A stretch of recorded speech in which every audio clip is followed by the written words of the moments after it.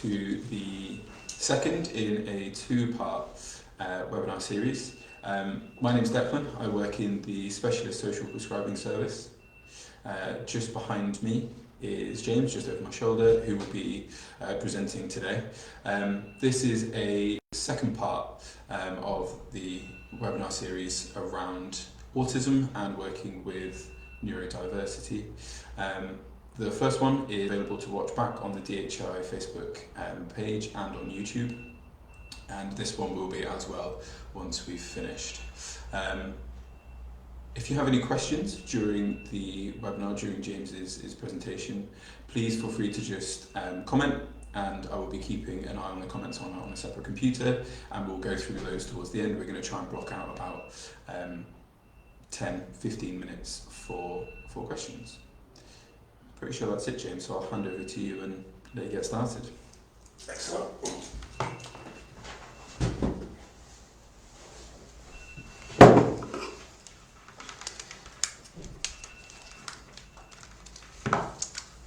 Hello, everybody. I was going to say nice to see you again, but I don't see any of you. Do you know if the mic is live? Because I don't hear myself in the mic. I'm assuming. Good so far from what yes, I'm assuming that you guys hear me just fine.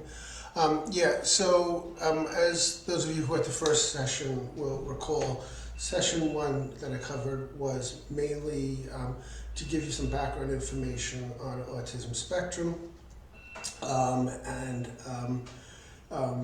talk about how it's defined and what goes into the diagnosis. In this section, I'm going to do a little bit of a review about this. And I see from comments we can hear fine, thank you. I appreciate that, and I appreciate the person who said, looking forward to this. I hope it's useful for you.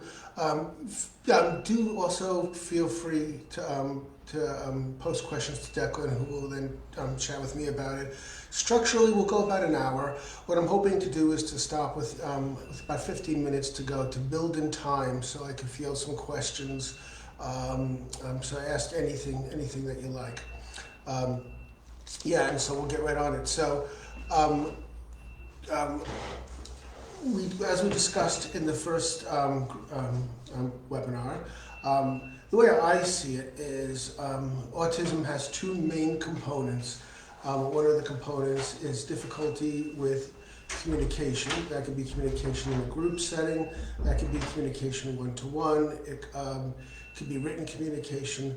But processing communication, I think, is one of the chief signs of autism. And a second one would be a preference for repetitive behavior, predictable things, and the anxiety that going outside of the predictable behavior will cause an individual to feel. I think when you boil it down, that tends to be the nub of it. All the other stuff is color, and it is also quite relevant. In fact, a lot of this talk, I'm going to talk about sensory sensitivity, because I do think that's important when we talk about engaging with people. But the other concepts are just further explanations of these two main points. So social interaction is always going to be at the hub of it. And something that I've come to realize when a person with autism, say, struggles to understand the meaning and the context of social communication, the way I put it, and I get a lot of emphatic head shakes when I talk about it with people with autism, the way I put it is, it's not paranoia, it's not, it's not feeling of being persecuted as much as it's befuddlement. It's just confusion. How am I supposed to interpret what just went on? Perhaps what I need to do is look at the things that I've been taught to look at. What is their eyes doing? What is their body language doing? So often when the communication difficulties are being processed with people with autism, they're having to work it out. They're having to use whatever skills that they've gained through practice to actually come to an interpretation of the social interaction that they've just had, or the communication that they've just had. And people may be prone, as we all would be, to get it wrong, and without having sort of a natural antenna just to guide you. And because I think neurotypicals, those without autism, we won't be able to discern certain elements from communication intuitively. And I'm sure it's grounded in something in reality, like a body posture, eye contact, how someone is tilting their head, maybe even we're sensing whether they're flushing. So we are actually, what we think of as instinctual, I would imagine is also some sort of visual reading of the situation. But we consider it to be intuitive, and I believe that people with autism will struggle with that level of intuition. Consequently, the reciprocal communication that we all need to have positive feedback, to take things into account, to feel validated, that may be missing in the communication. And without that reciprocal feedback, without that sort of a positive relationship that can establish, people with autism will have a tendency to feel more and more alienated from people around them, from potential friends, partners, colleagues, family members. There may not be this bank of positive experiences that we would all be using to define ourselves. That is how we define ourselves, by how the world reacts to us. So without that feedback loop, kind of trustworthy and in place, people with autism might have a tendency to then feel burned by these relationships, and as they get burned by these relationships, it just gets harder and harder to establish new ones, and people kind of also give up hope, really, of establishing them. I see somebody, I don't supposed to mention names, but I see somebody said how many people with autism, ADD or HDD, possibly end up with addiction issues. I don't know what the answer to that is. I also, in general terms, things like criminality, my understanding is that people with autism will have slightly less representation in the criminal justice system, but because they might be impervious to sanction, people that do, with autism, that do get entrenched in the legal system, some become very protracted offenders. And I don't know if the same thing is true with addiction, but certainly if we're looking at addiction as often a response to anxiety and pain, through lack of satisfactory relationships, lack of feeling connected to people, I would really assume that it can lend itself to addiction. Okay, so that's sort of a brief synopsis of day one. I'm in this section, in this part of the talk, I'm going to just talk about interactions. I'm assuming people who are watching this webinar will be working with people in the community or supporting people in one way or another with people with autism. So I think it's so important that we think about how our interactions can be most effective.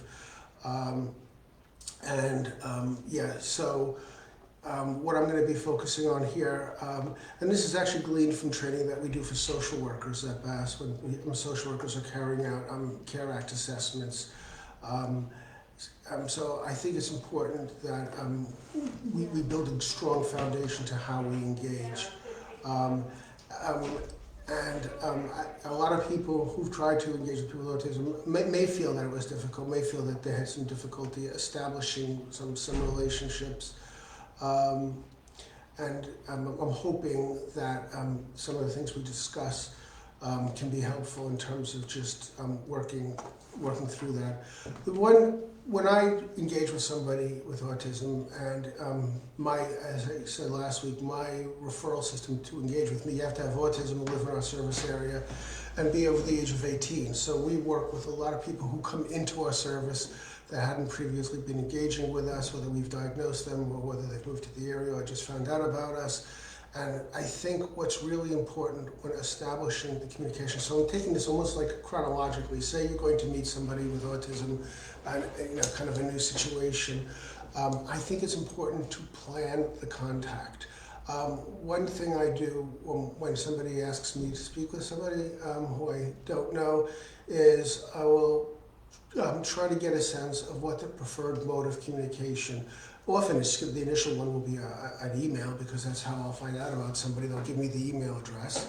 but I will then send an email asking the person with whom I'm going to meet what would be their preferred mode of communication, and I will spell out what the options are, whether it's a video link using Microsoft Teams or Zoom, whether they would prefer text communication, whether they would prefer voice, whether they would prefer face-to-face, whether they would prefer, I've got the luxury, I work out of both NHS buildings and council buildings, so I can access a large swath of buildings in my service area.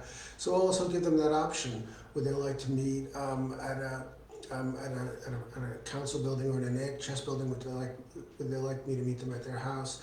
I'm also very open to who can be present during the interviews.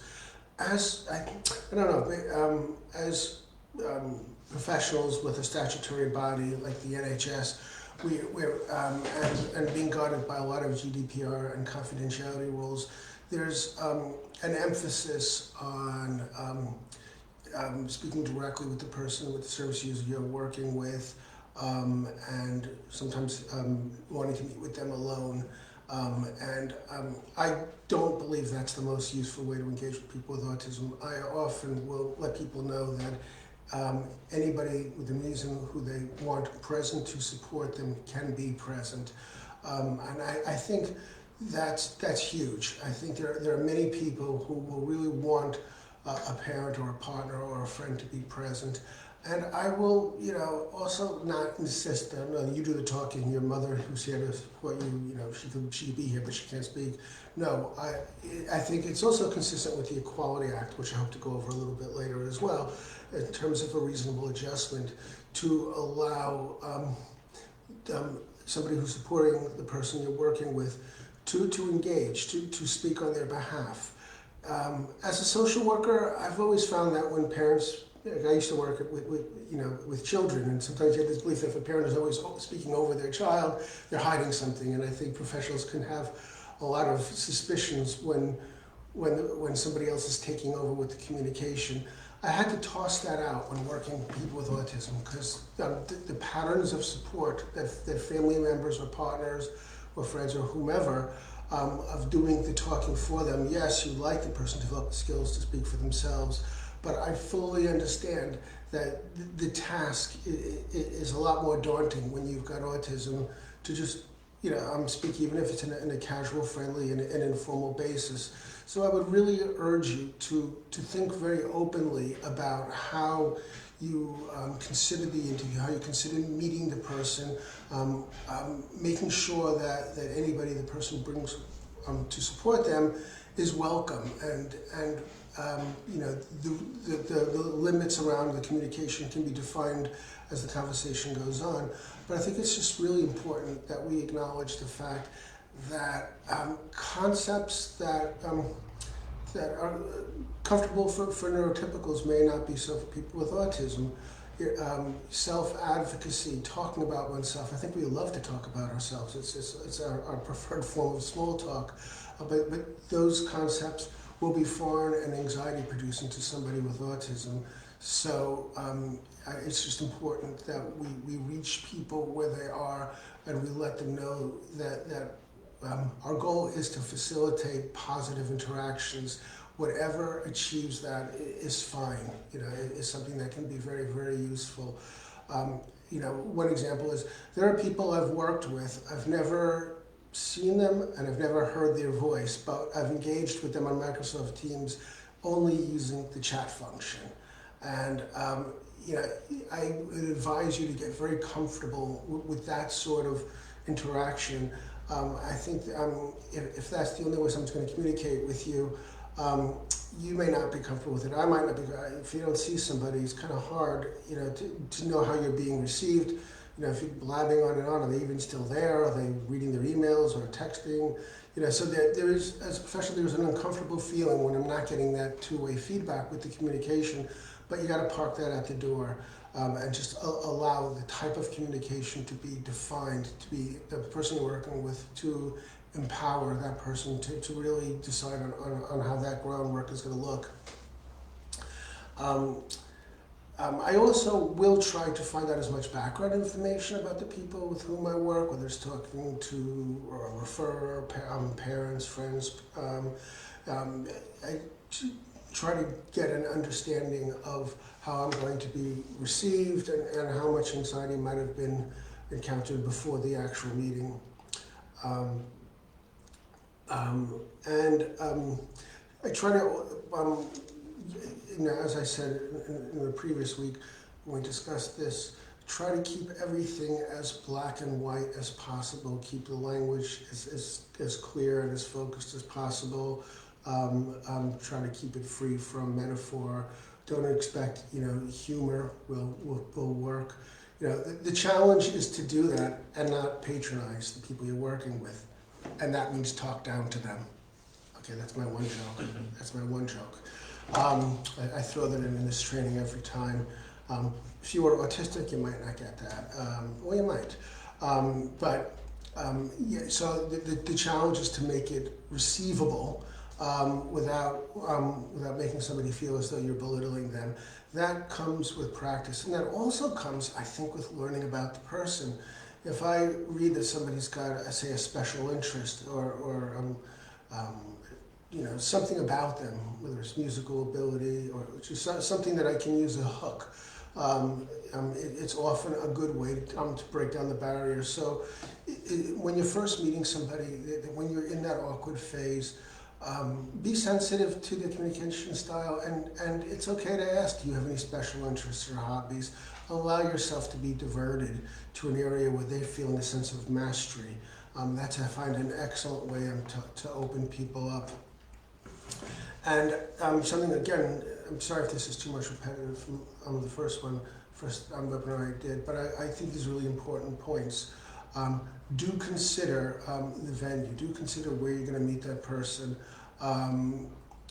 Consider whether or not, if they're, say, coming into the office, I would even try to schedule at a time when they weren't, say, like at the council Monday afternoons and council buildings, there's always fire alarm tests.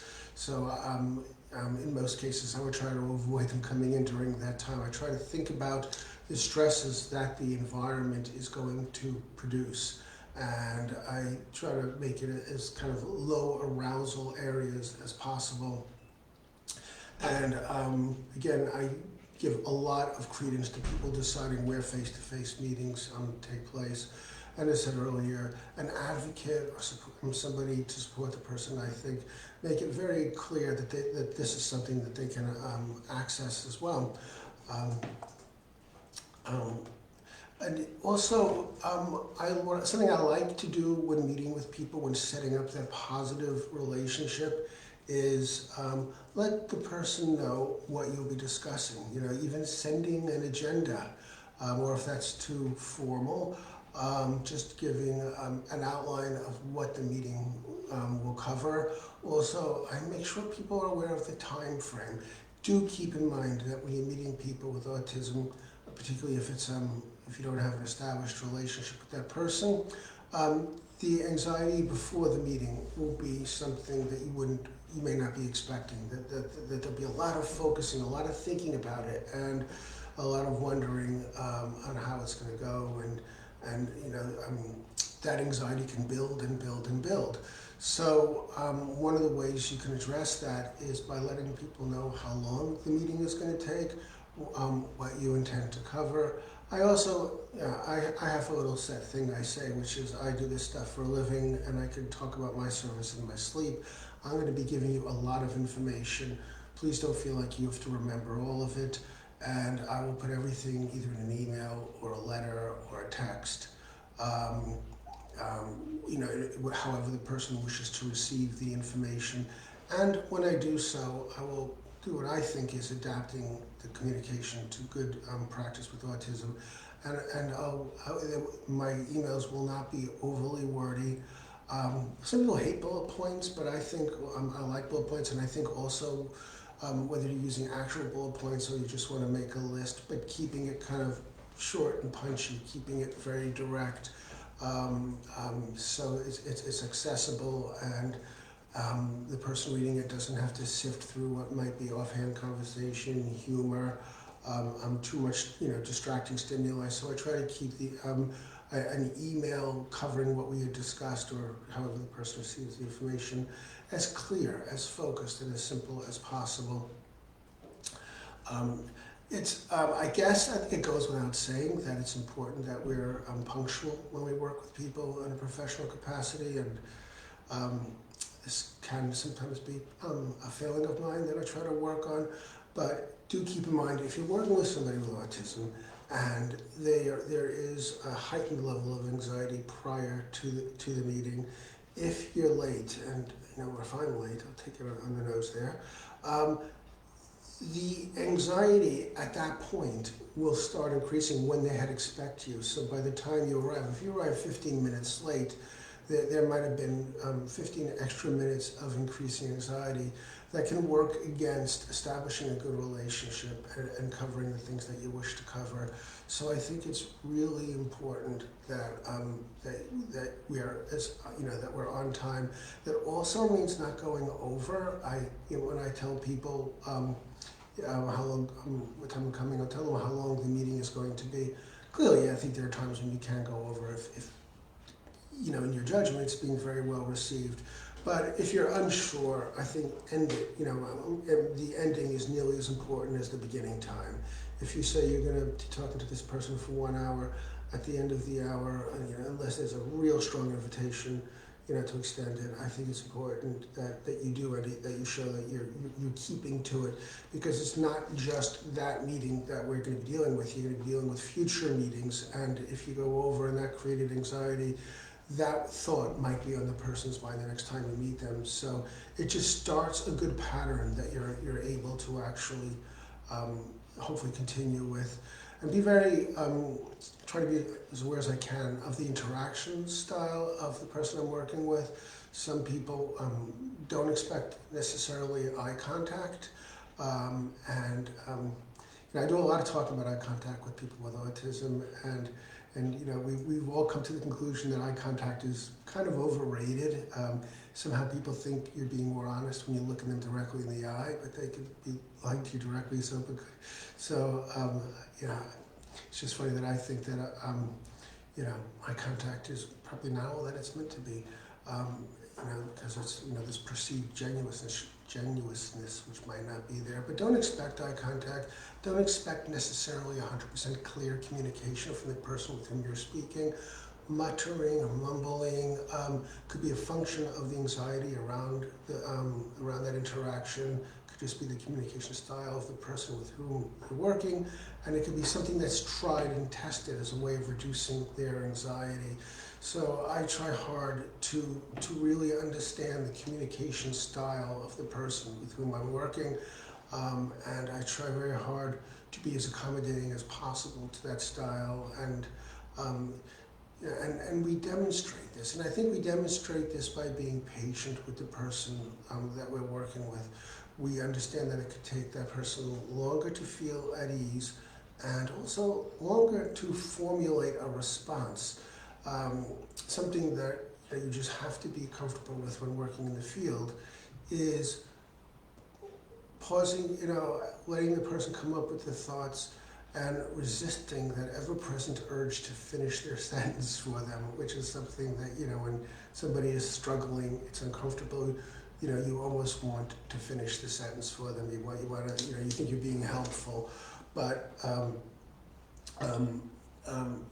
that in most cases can be very unproductive. So be comfortable with allowing for the extra processing time, making sure that as you're waiting and as you're responding after the person has said something, that it's well received, and that the additional processing time did not in any way negatively affect the communication. It is, for many people with autism, it's going to be much harder to engage in communication. These are going to be very difficult things. I've got a quote here that we use, which is from somebody with autism, saying, continually trying to work out what to say is like doing quadratic equations in your head. So that's a service user's comment, and I think that's just a very fair point. Again, what we do intuitively in terms of communication is kind of something that's having to be worked out on the fly.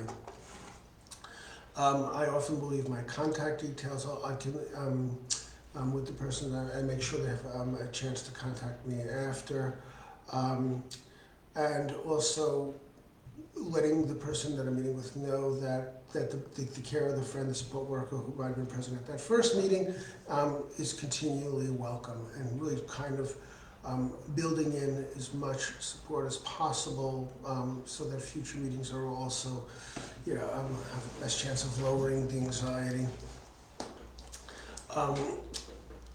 Something that has come not long ago, where sometimes you might want to bring somebody, whether it's a colleague, whether it's somebody training to do a job that you're doing. I wouldn't rule it out completely, but I would be very clear if you're changing or if you're adding anybody new to the interaction, that the person you're working with has absolute, carte blanche to veto it, with no negative consequences. I think that's just really important.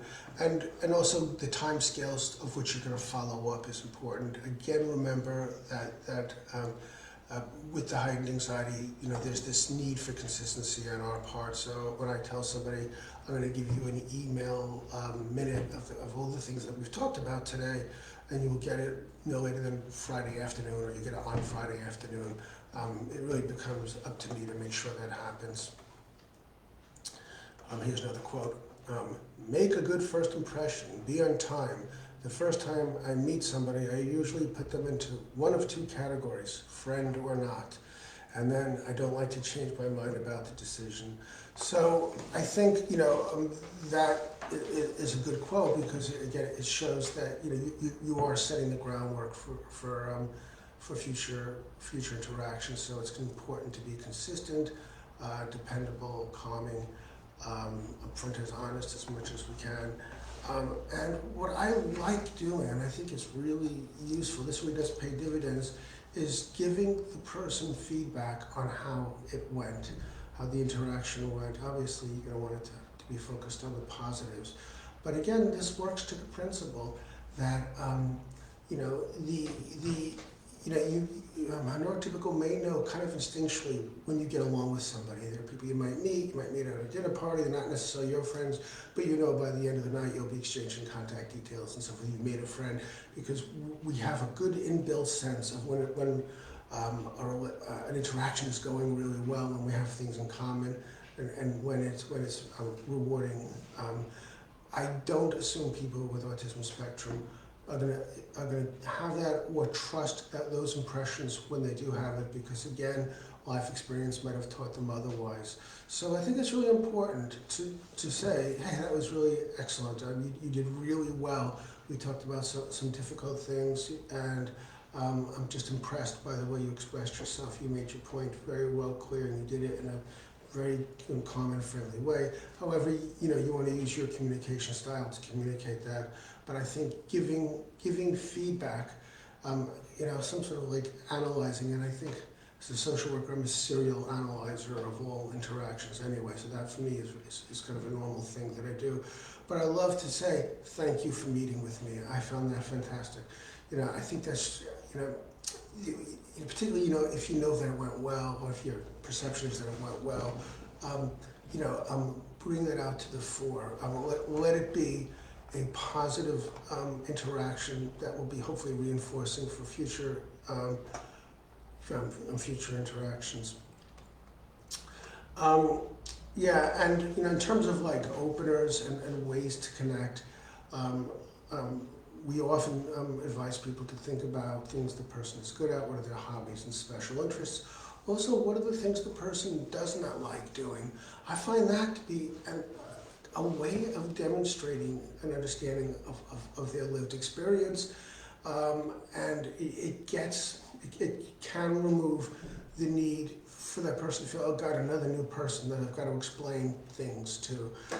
For instance, when it comes up, somehow in conversation, I know that many autistic people struggle with going to the cinema. That's something that people without autism might find really fun to do. The lights go out, you watch a movie, but the Dolby surround sound, people shimmying by you to get to their seat, it being completely dark, the booming sound, the sound of like sweet wrappers being opened and things like that. So acknowledging that certain things like that can be very, very difficult for people with autism.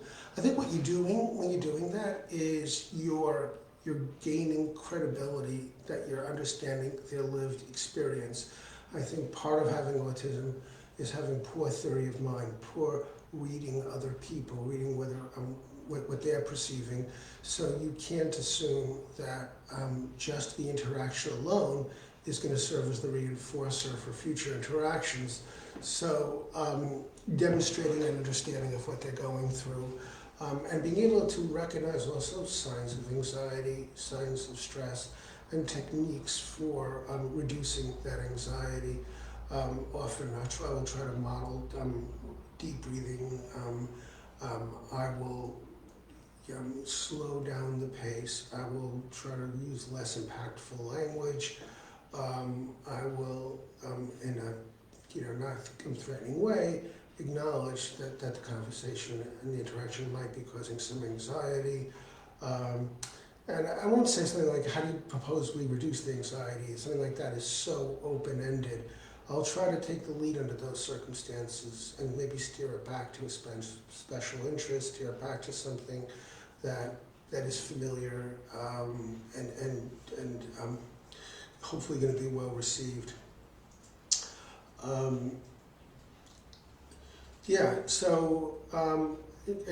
Another icebreaker or just opening comment is also inquiring about people's daily routines, getting to know them. I think this is if your role might be as a support worker, it can be really useful to find out what a person's routine is like, what their days are like, what games they like playing. And just again to develop a sense of what their lived space, what's going on with them. What I'm going to do is I'm going to now go back to the Facebook to see if I've missed any more comments that people have been having. Don't believe so, James. Sorry? Don't believe so. Okay. No. So when somebody said "made me laugh," was that my joke about being patronized? I hope it was, because I use that all the time. Anyway, okay, so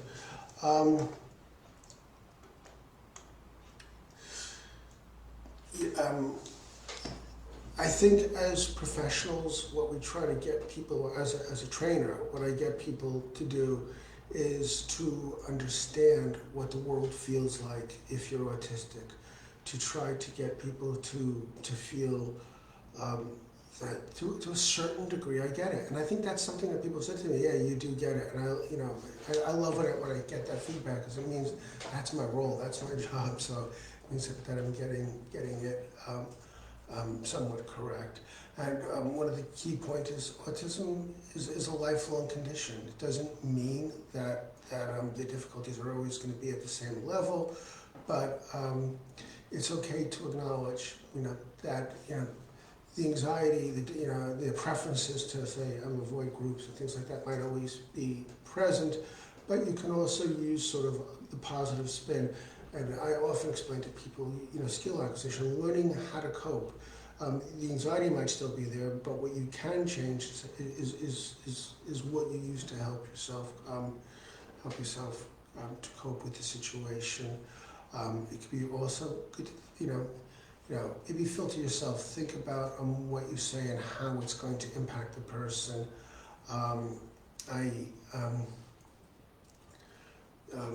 Try very hard to think about my phrasing, to keep things very clear, very black and white. I try to avoid open-ended questions. I like using scales. I think 1 to 10 is too many, but I think 1 to 3, 1 to 5, and delineate what is how happy are you? 1 to 5, 1 you're miserable, 5 you're elated. Keep it short and define what the scale actually is. I talked about being comfortable with pauses. Again, I think it could take up to a minute for somebody to actually be able to respond to what you're saying, and it's important that we're comfortable to slow down what we're talking about, to think about how the precision of what we're saying, and check for understanding. This is something that I often advise people to do. Find a way to have the person demonstrate that they understand. Again, in a way that's not patronizing, in a way that they're comfortable doing. It's just really important because there might be things that you assume are understood. There might be an analogy that you've used that, you assume was understood, but it actually wasn't. We say be careful with humor. I would say, it's a misnomer to say people with autism don't have a sense of humor. How can you say that about, we all think we got great senses of humor, don't we? But be careful with it. It may not be received as how you expect it to be received.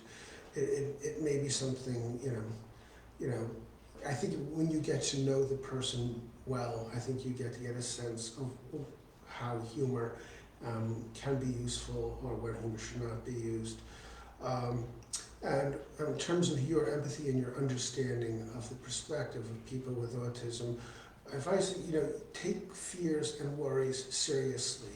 People with autism might have worries that kind of defy what we would think is common sense. I worked with a very intelligent person who really could not take a bus. He was so worried that the bus would be rerouted and he wouldn't know where he'd be dropped off. Somebody, without this disability, you just roll with the blow. They will tell you how to get where you're going. But so it may seem not totally grounded in everyday experience that should be such an inhibition to riding on a bus, but it's going to be very, very serious. So approach people's worries and anxieties with a very open mind. Work really hard to see it from their perspective. And rather than even try to problem solve and say, well, what will you do if the bus goes off course or something like that? There might be time for that. But when you're making that connection, it's just useful to say, wow, that sounds really stressful. I'm sorry to hear that. Just acknowledge it. Don't even try to fix the situation. By trying to fix it, I think you could be at risk of trivializing those concerns and allow the person to feel as though, they're not that serious because the person came up with a one-sentence explanation. Of course, if I could have done that one-sentence explanation, I would have done it a long time ago. I think it's just important that when we're thinking about people's lived experience and what it's like for them to take into account that the worries will be beyond what we normally would think, things that we would worry about.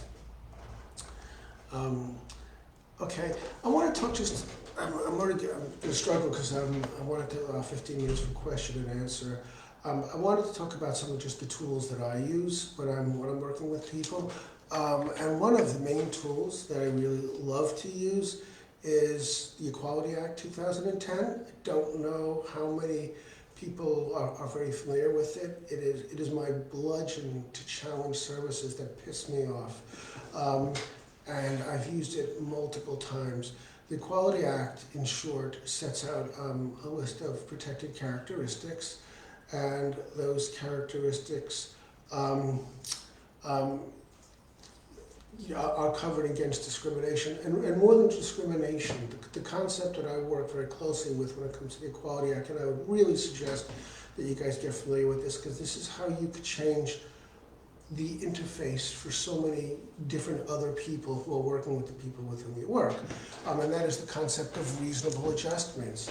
I have a whole PowerPoint training I do on the Equality Act 2010. Maybe one day Declan will ask me to do it even on DHI. But one of the main things is that reasonable adjustments are enshrined in law. If an organization does not build in reasonable adjustments, they can be fined, taken to court, sued. An employment tribunal would fine against the employer.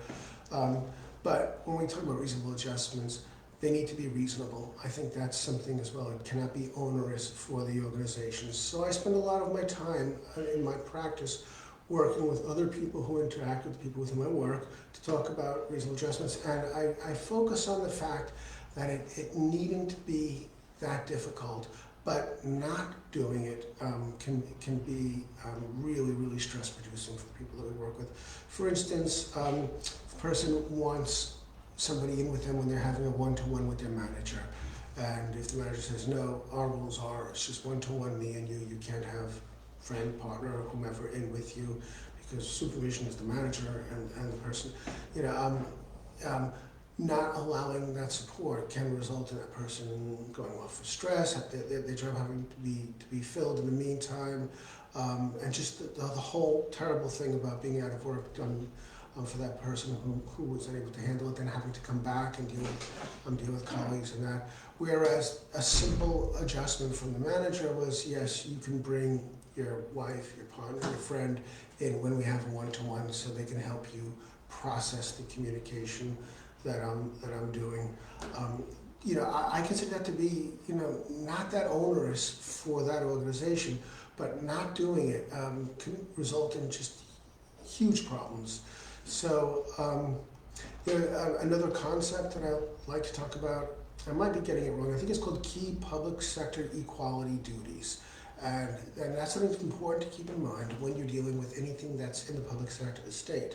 So that could be libraries, police, hospitals, GP surgeries, things that are run by the council or the government. And that is, under the key public sector equality duties, my understanding is that there is more of the emphasis on just leveling the playing field or making that work accessible.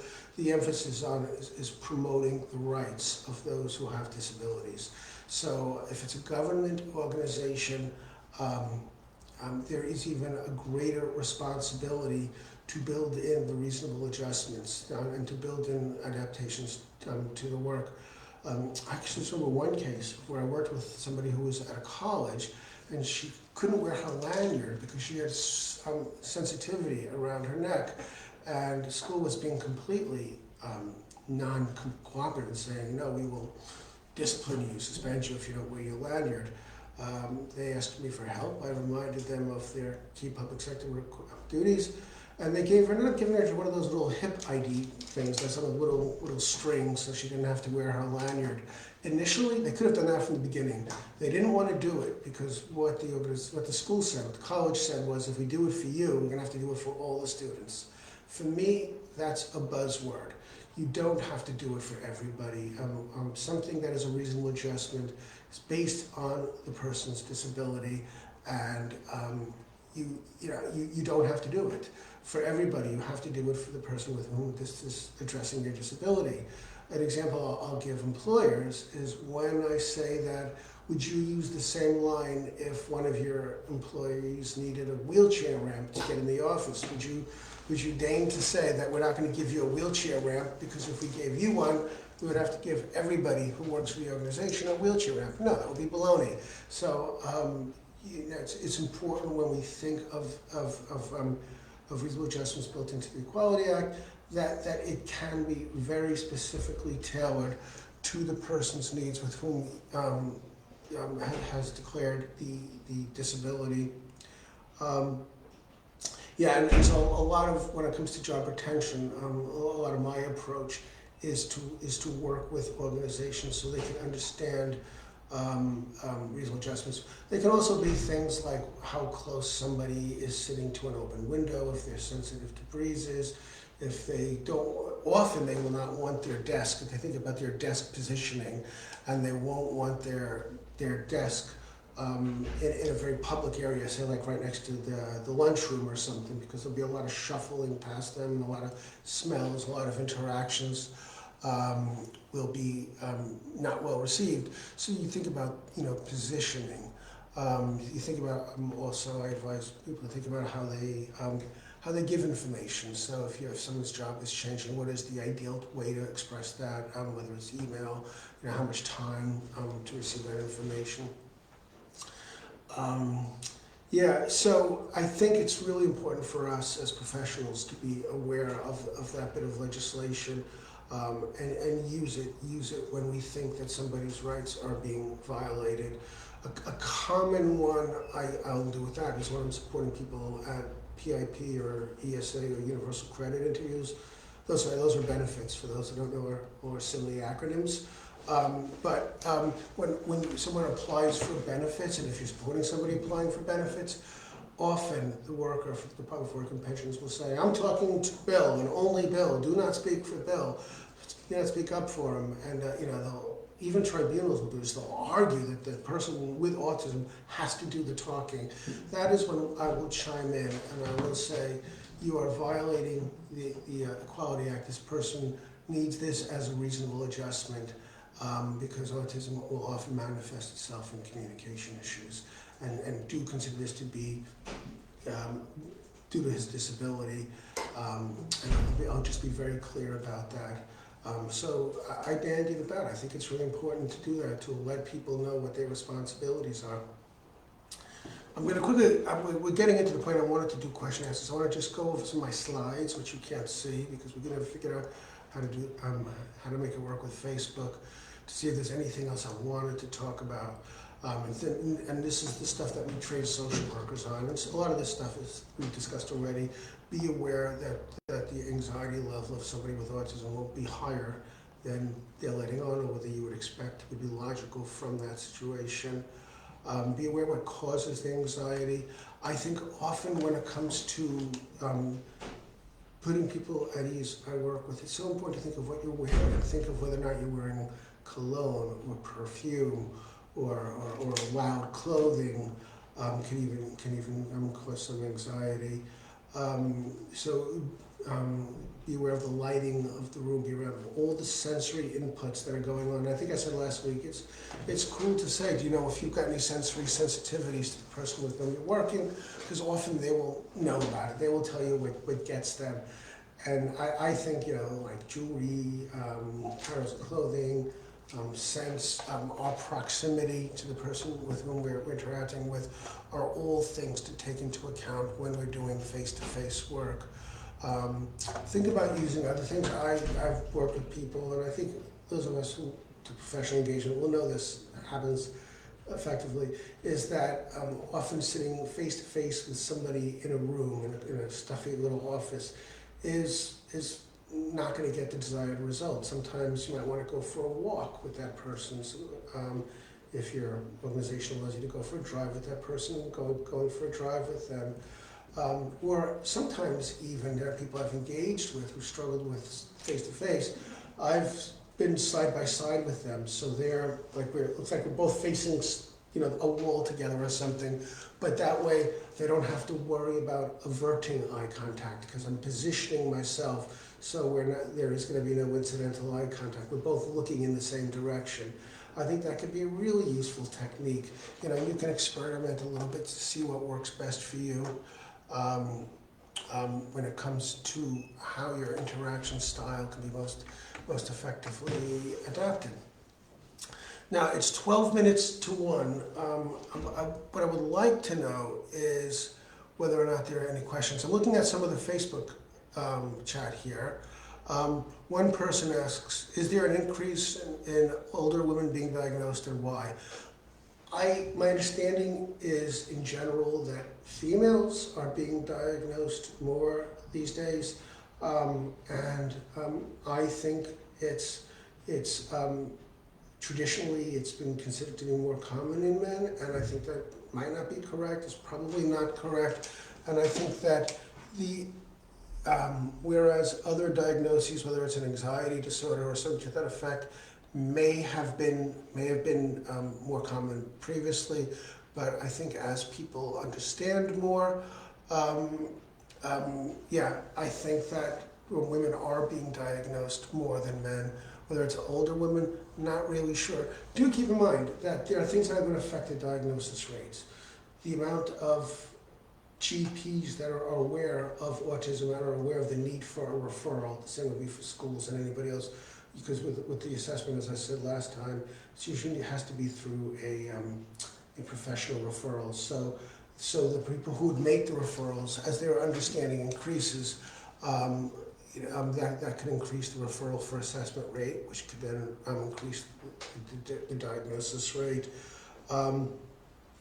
just as we understand that women have it, women aren't being, fortunately, I think, misdiagnosed with other disorders like anxiety disorder or the big sexist disorder of them all, personality disorders, you know. So previously maybe people would have been diagnosed with personality disorders. So I do think that to a certain degree there is, women are being diagnosed more because clinicians are more aware of the signs.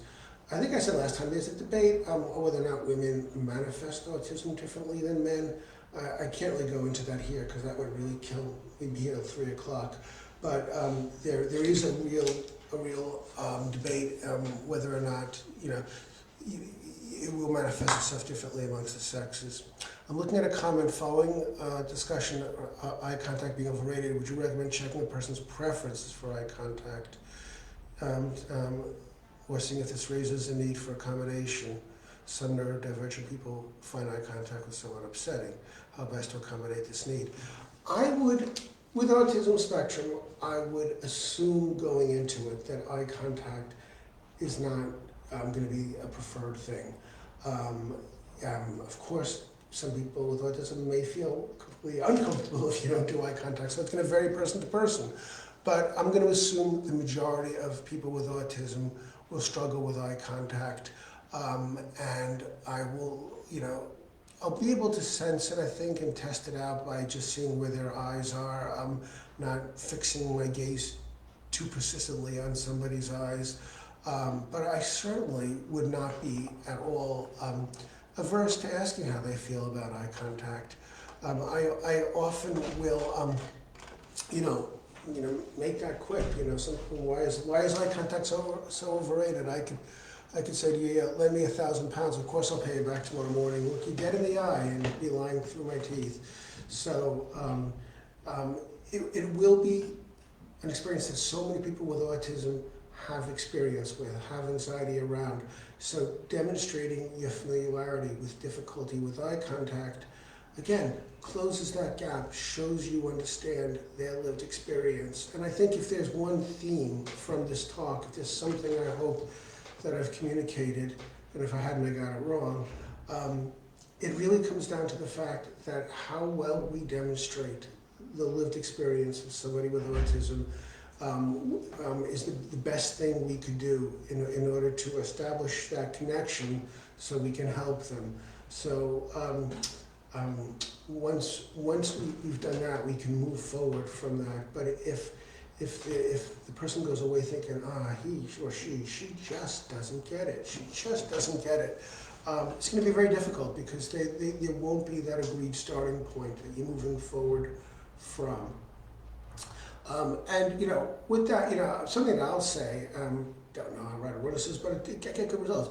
If I'm meeting somebody for the first time, I'll say, look, I don't know you, but I know you got this diagnosis. I'm going to tell you things that I'm going to assume, unless you tell me otherwise, are things that you don't like. You don't like groups, and you like routines. You know, I'll often use that as an opener. 90%, 99% of the time, I get a nod, I get a yes.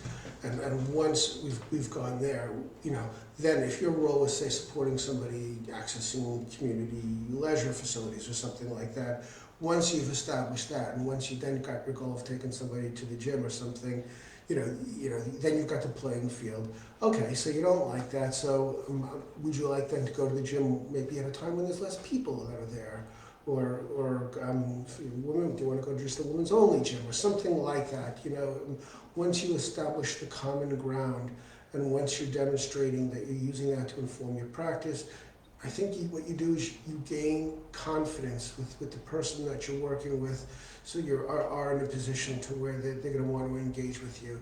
You know, the ultimate goal is engagement. The ultimate, since we know that people with autism, it's a lifelong condition, as I said earlier, but people can have skill acquisition. They can learn to cope. They can learn to use certain techniques that will decrease the anxiety, and therefore there will be more engagement. There will be more engagement and more practice, which is what people will often need. Which is why, by the way, one of the things I do quite often with my role is I get people bus passes so they don't have to pay for a bus.